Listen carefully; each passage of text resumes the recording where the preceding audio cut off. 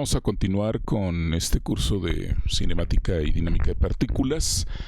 En esta ocasión vamos a platicar acerca de la conservación del momento lineal. Este va a ser un tema bastante rápido y pues también interesante por un lado, ¿no? Entonces, vamos a comenzar recordando lo que ya aprendimos en este curso en relación con la segunda ley de Newton. Vamos a recordar tantito, ¿no? Cuando comentamos sobre la segunda ley de Newton, comentamos que esta tiene que ver con las fuerzas externas. Son justamente las fuerzas externas las únicas que son capaces de producir movimiento. Las fuerzas internas lo hemos mostrado a lo largo de los ejercicios que hicimos y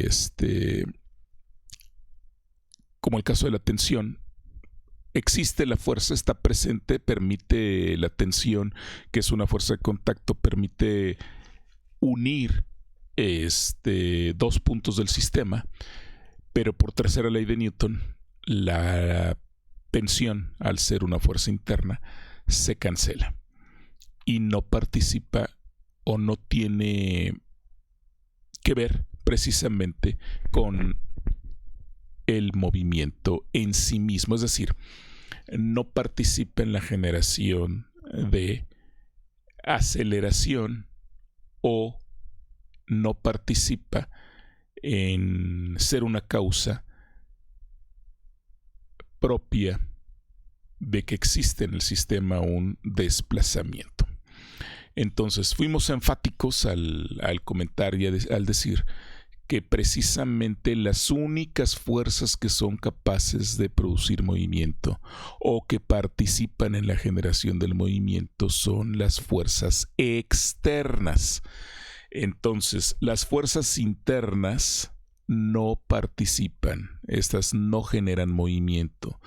Tampoco las fuerzas ortogonales a la dirección del movimiento, aunque fueran fuerzas externas. Pero si son fuerzas ortogonales, no van a producir movimiento, no generan movimiento. La razón, en el fondo, va un poquito más allá de la producción de aceleración o no, sino más bien tiene que ver con que las fuerzas ortogonales no generan trabajo y al no generar trabajo no generan energía. Al no generar energía no hay cambios energéticos en la dirección del movimiento. Entonces esta es en realidad la razón. Ahora no podemos hablar de energía, no podemos hablar de trabajo porque todavía nos hace falta un poco más de los conceptos, pero ya estamos acercándonos a ello, ¿verdad? Entonces, bueno, lo que nosotros tenemos que tener bien claro es que las fuerzas ortogonales, sean externas o internas, pero siempre cuando sean ortogonales, no van a producir movimiento, no van a participar en la producción del movimiento. Entonces, bajo estas condiciones, ¿qué es lo que hacíamos? Pues escribíamos nuestra segunda ley de Newton como la suma de todas las fuerzas externas que favorecen o se oponen. El decir que favorecen o se oponen al movimiento quiere decir que sean paralelas a la dirección del movimiento o antiparalelas a la dirección del movimiento. Es lo que estamos queriendo decir cuando decimos favorecen o se oponen a la dirección del movimiento. Entonces, la suma de todas las fuerzas externas es igual ¿a quién? A la masa total del sistema, y ya lo explicábamos también. ¿Quién es la masa total del sistema? La suma de todas las masas que participan dentro del sistema multiplicado por la aceleración, y una aceleración que en el fondo es una aceleración común al sistema. Muy bien. Entonces, hemos introducido una nueva propiedad dinámica. Esta propiedad dinámica pues es el momento que se define como P igual a M por B. Si somos estrictos, esta cosa se define como F es igual a masa por aceleración. Es una definición matemática, pero en este caso el momento sí es una propiedad dinámica interesante que tiene un sustento mucho más fuerte que el simple hecho de escribir la fuerza igual a la masa por la aceleración. O sea, no nada más es la multiplicación de la masa por una de las variables cinemáticas, velocidad o aceleración, sino que al final de la historia, esta propiedad dinámica que se conoce como la cantidad de movimiento o el momento tiene un significado físico mucho más importante, pero sobre todo tiene una consecuencia más inmediata y sobre todo importante, ¿verdad?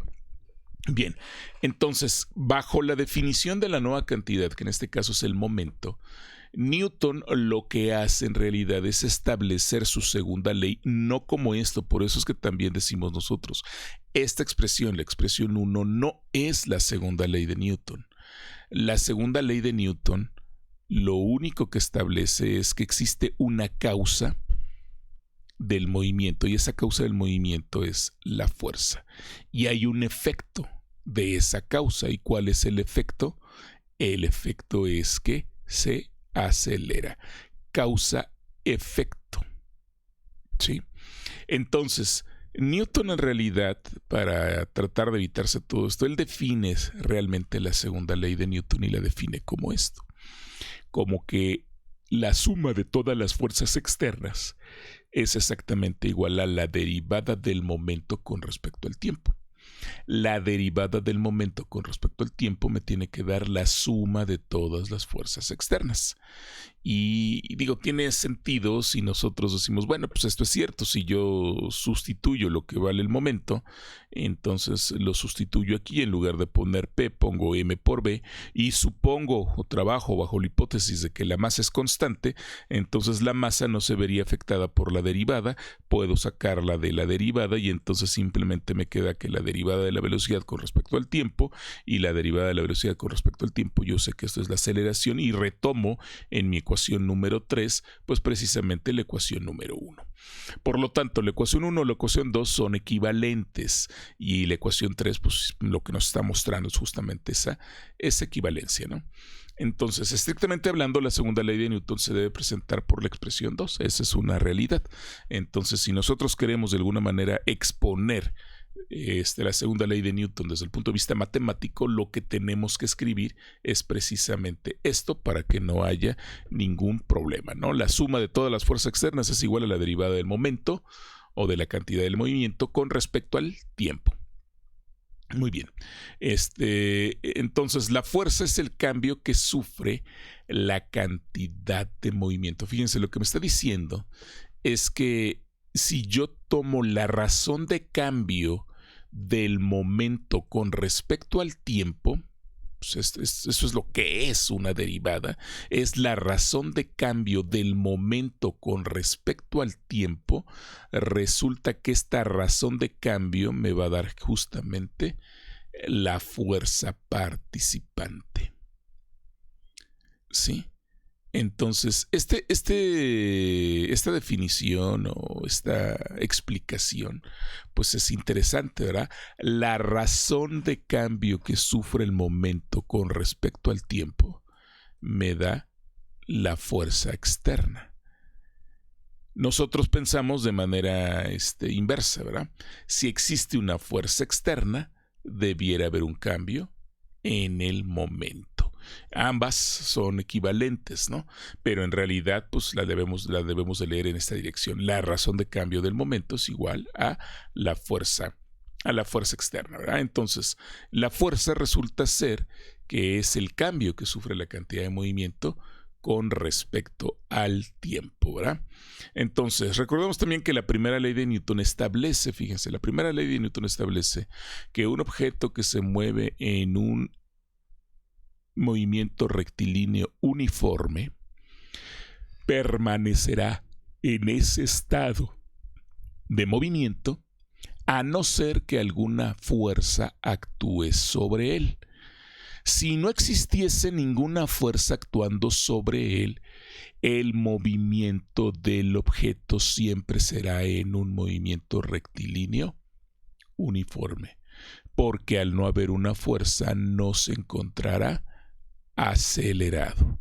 Pero cuando una fuerza actúa sobre él, lo que ocurre es que la fuerza le proporciona aceleración y cambia su estado de movimiento de un movimiento rectilíneo uniforme a un movimiento uniformemente acelerado. porque la fuerza permanente actuando sobre él genera una aceleración que no sentía, que no percibía el objeto o el sistema, ¿sí? Y entonces cambiará de un movimiento rectilíneo uniforme a un movimiento uniformemente acelerado, de donde se desprende que para que un movimiento uniformemente acelerado, ¿sí?, se mantenga, debe de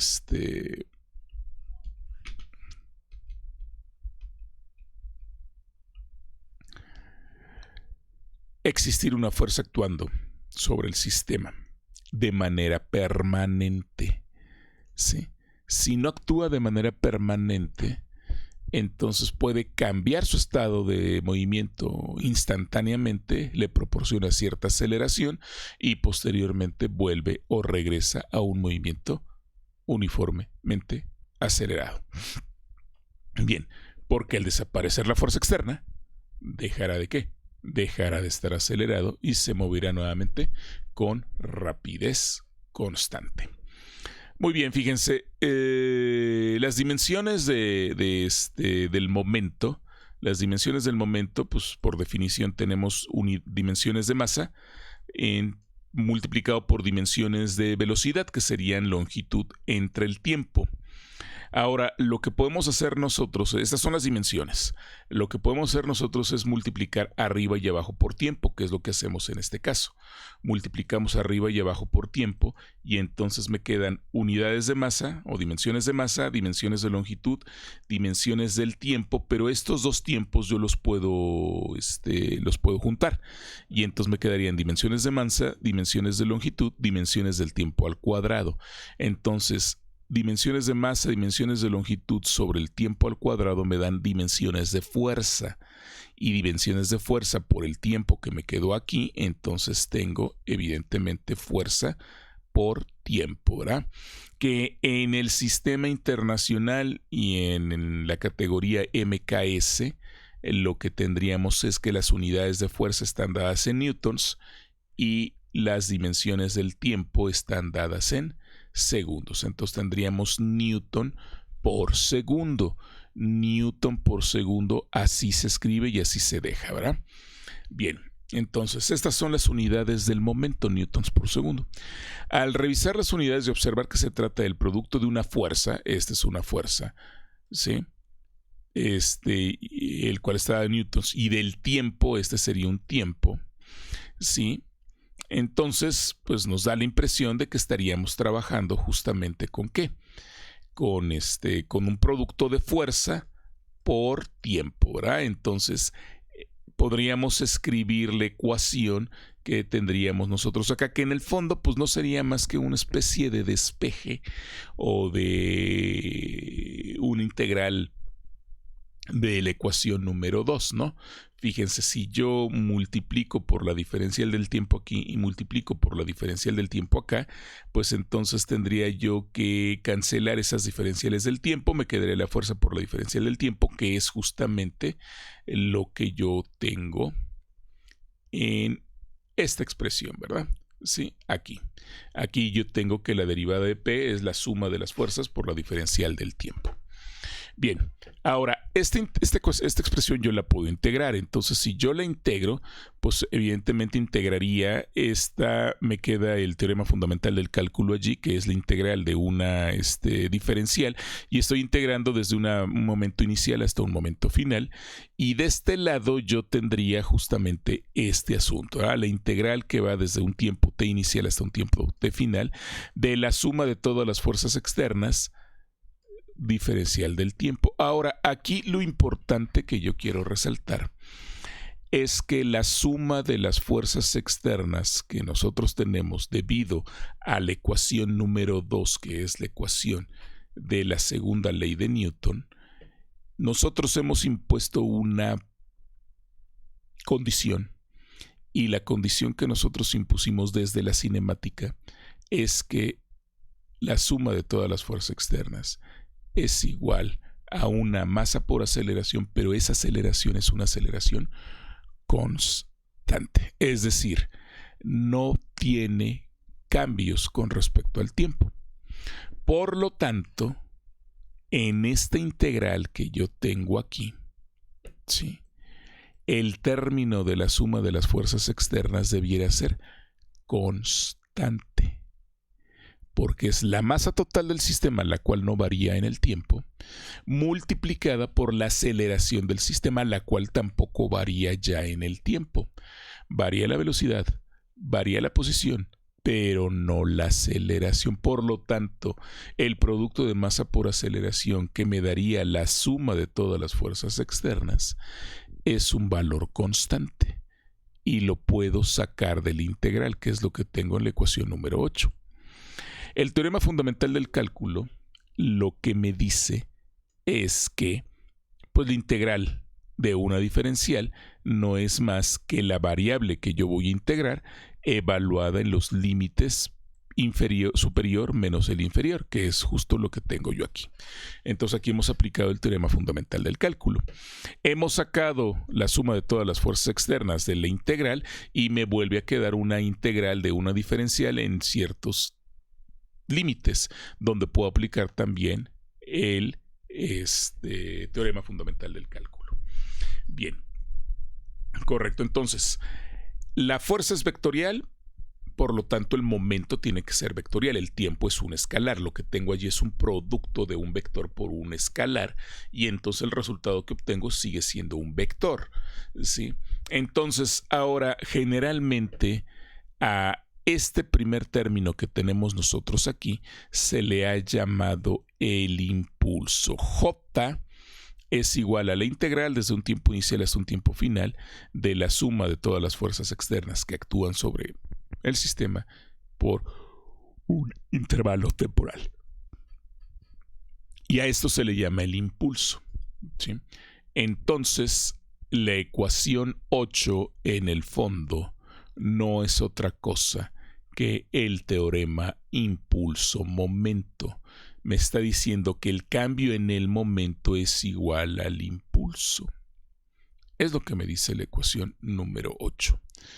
Que si yo la integro, entonces lo que obtendría yo justamente es que el cambio en el momento es igual a la suma de todas las fuerzas externas multiplicado por la diferencial, multiplicado por un intervalo del tiempo.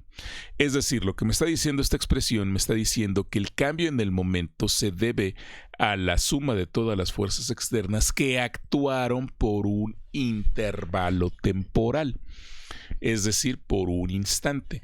Estas fuerzas actúan en este tiempo, y al actuar en este tiempo sobre el sistema, esta fuerza lo que produce es un cambio en el momento. ¿Sí? Ahora, desde luego, si la fuerza no fuera constante, entonces yo no la puedo sacar del integral. Yo no puedo hacer esto. Si la fuerza no fuera constante, si la fuerza fuera una fuerza que depende del tiempo, sí, que depende de la posición, que depende de la velocidad, existen fuerzas que dependen de estas cosas, entonces evidentemente yo no la puedo sacar y tendría yo que poner su dependencia y después hacer la integral. ¿Sí? Entonces, pero en este caso, pues esto me ayuda muchísimo.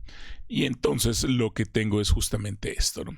Ahora, este resultado que nosotros obtenemos aquí, que no es otra cosa que el resultado del teorema impulso-momento, que es la ecuación número 8, es un resultado también muy interesante porque pues me habla y me dice que aquí pueden ocurrir dos cosas, ¿verdad? La primera de ellas, ¿sí?, que la suma de fuerza externa sea igual a la masa por la aceleración del sistema, lo cual implicaría que entonces esta fuerza actuando por un intervalo temporal habrá generado un cambio en el momento, ¿verdad? Y eso sería que la suma de todas las fuerzas externas sea distinto de cero, ya sea positiva o negativa, pero es distinto de cero, ¿verdad? Entonces, esto implica que debe haber un cambio en la cantidad de movimiento. Necesariamente, si la suma de fuerzas externas es distinta de cero, necesariamente habrá un cambio en la cantidad de movimiento. Y esto ya lo explica la primera ley. un cuerpo se estará moviendo en línea recta o en un movimiento rectilíneo uniforme, a no ser que una fuerza actúe sobre él. Y si la fuerza actúa sobre él, ¿qué le proporciona? Aceleración. Y si le proporciona aceleración, cambiará su estado de movimiento en un movimiento rectilíneo uniforme a un movimiento uniformemente acelerado. La suma de todas las fuerzas externas es distinta de cero, cambia su estado de movimiento, por lo tanto cambia su cantidad de movimiento. Al cambiar su cantidad de movimiento quiere decir que cambia su momento lineal debido al impulso que la fuerza genera sobre él. Es lo que me está diciendo la expresión, es la interpretación física que debemos entender. Pero aquí lo interesante tiene que ver con el hecho de que esta suma de fuerzas externas actúa sobre un cierto tiempo. Ese tiempo puede ser un instante o puede ser un tiempo prolongado. Ahora bien, si esta suma de fuerzas externas fuera cero, es decir, no actúa, el tiempo que se supone que debiera actuar, ¿qué le va a pasar a la delta de P? Permanecerá constante, permanecerá igual, ¿sí? Es decir, si esto ocurriera, que no hubiera, que sería el segundo caso, que no hubiera fuerzas externas, si esto ocurriera, entonces la ecuación número 10, la ecuación número 10 se convierte en esta expresión. El cambio en el momento, el cambio en la cantidad de movimiento es igual a cero. Que el cambio en el momento sea igual a cero quiere decir que el momento final menos el momento inicial vale cero. Y si despejo el momento final implica que el momento final es igual al momento inicial. Y eso quiere decir que el momento se conserva. El momento es el mismo, al inicio y al final. Y el momento es el mismo al inicio y al final porque no existen fuerzas externas que actúen sobre él.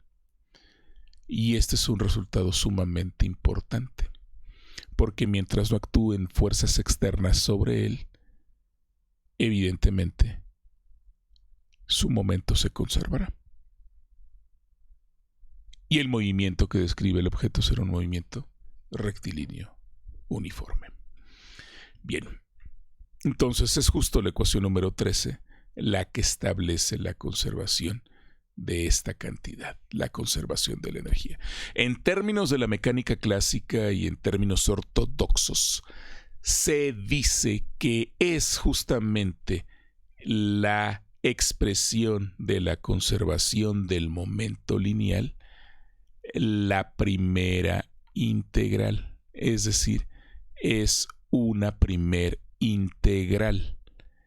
Esta conservación de momento se refiere a una primera integral. La conservación de la energía se refiere a una segunda primera integral.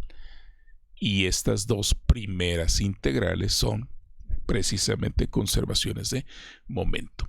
Muy bien, un enunciado que nos podría hablar acerca de la conservación del momento lo escribimos aquí a continuación. Dice, en ausencia de fuerzas externas actuando sobre el sistema, la cantidad de movimiento necesariamente, obligatoriamente se tiene que conservar en ausencia de fuerzas externas. Si existen fuerzas externas actuando sobre el sistema, no podemos hablar de la conservación del momento. Y esto es algo muy interesante. Muy bien, ahorita lo único que vamos a hacer es trabajar un problema sumamente sencillo para que ustedes vean cómo esta expresión que tenemos acá, la expresión 13, es muy interesante. Este es un ejemplo, un problemita muy simple. Un astronauta que se encuentra en el espacio exterior con masa total, incluyendo su traje, es de 188 kilogramos. Esa es la masa completa del astronauta. Adicionalmente sostiene un bloque de 8.5 kilogramos. Son dos objetos masivos, uno de 188, que es la masa del astronauta, más un bloque de 8.5 kilogramos. Dice, inicialmente el astronauta sujeta el bloque y se mueve junto a él hacia la derecha a una razón de 1.65 metros por segundo. Me están dando una velocidad inicial donde los dos se están desplazando hacia la derecha. Luego dice, si el astronauta arroja el bloque en la dirección contraria, es decir, lo avienta hacia la izquierda, ¿sí? A su movimiento con rapidez de 3.2 metros sobre segundo, ¿cuál será su nueva rapidez luego de haber arrojado dicho bloque? Esa es la pregunta, ¿no? ¿Cuál va a ser la rapidez del astronauta después de que arrojó el bloque? Muy bien, entonces, como siempre, pues aquí ya les enseñé para qué sirven estas instrucciones. Aquí cambiamos el directorio de trabajo y aquí importamos pues el dibujito que hicimos, ¿no? Aquí está el astronauta, está en el espacio exterior, tiene el bloque sostenido y se empieza a mover a una cierta velocidad hacia la derecha, que es lo que nos indica el problema. Y luego, después de un cierto tiempo, el astronauta arroja el bloque en sentido contrario a su movimiento y obviamente el astronauta sigue su movimiento en la misma dirección que llevaba. La pregunta es ¿cuánto vale ahora la velocidad que el astronauta tiene después de haber aventado o arrojado el bloque en sentido contrario a la dirección que llevaba?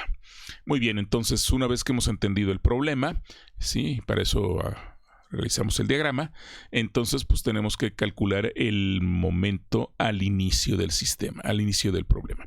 Entonces al inicio yo tengo una masa combinada, aquí me faltó la M, ¿sí? La M minúscula, esta es la masa que sería la masa M mayúscula, sería la masa del astronauta, la masa M minúscula sería la masa del bloquecito.